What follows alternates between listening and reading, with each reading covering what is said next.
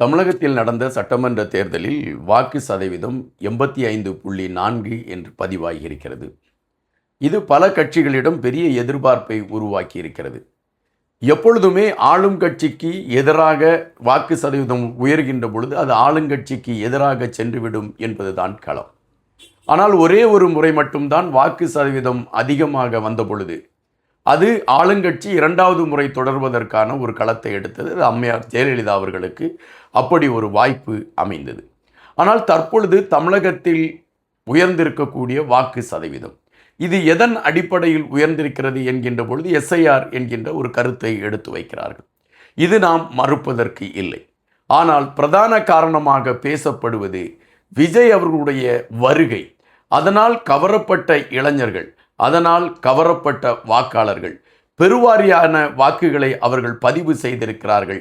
அந்த பதிவுதான் இந்த வாக்கு சதவீதத்தை அதிகப்படுத்தி இருக்கிறது என்ற செய்திகள் வருகின்றன.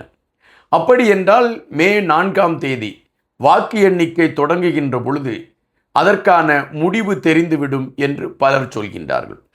அரசியல் விமர்சகர்கள் பலர் கருத்து கணிப்புகளை வைத்து கொண்டிருக்கின்றார்கள். அது உங்களுக்கெல்லாம் தெரியும். தொடர்ச்சியாக பல கருத்து கணிப்புகள் வைக்கப்பட்டால் கூட அவர்களால் ஒரு நிலையான கருத்தை எடுத்து வைக்க முடியவில்லை, யார் தேர்தலில் வெற்றி பெறுவார் என்று. ஆனால் தற்பொழுது நமக்கு கிடைத்திருக்கக்கூடிய செய்திகளின் அடிப்படையை வைத்து பார்க்கின்ற பொழுது தமிழகத்தில் இருக்கக்கூடிய பெரும்பாலான வாக்காளர்களுடைய மனநிலை என்னவாக இருந்தது என்றால், 2 திராவிட கட்சிகள் ஆண்டது போதும், ஒரு மாற்றத்திற்கான அரசியல் களம் நமக்கு தேவைப்படுகிறது, அதற்கு ஒரு நல்ல தலைமை தேவை என்று எதிர்பார்க்கின்ற பொழுது அந்த தலைமையாக வந்து நின்றவர்தான் விஜய் அவர்கள்.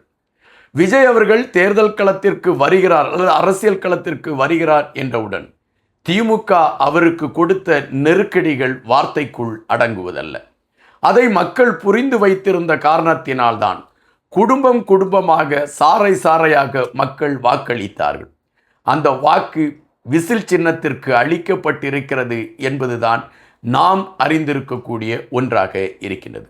நம்மை பொறுத்த மட்டில் இந்த தேர்தல் முடிவில் தமிழக வெற்றிக் கழகம் பெருவாரியான இடங்களை பிடித்து முதலமைச்சர் நாற்காலியில் விஜய் அவர்கள் அமர்வார் என்பதுதான் தீர்ப்பாக இருக்கிறது என்பதுதான் நிஜம். காத்திருங்கள், நாமும் காத்திருக்கிறோம். நன்றியுடன் இன்பா.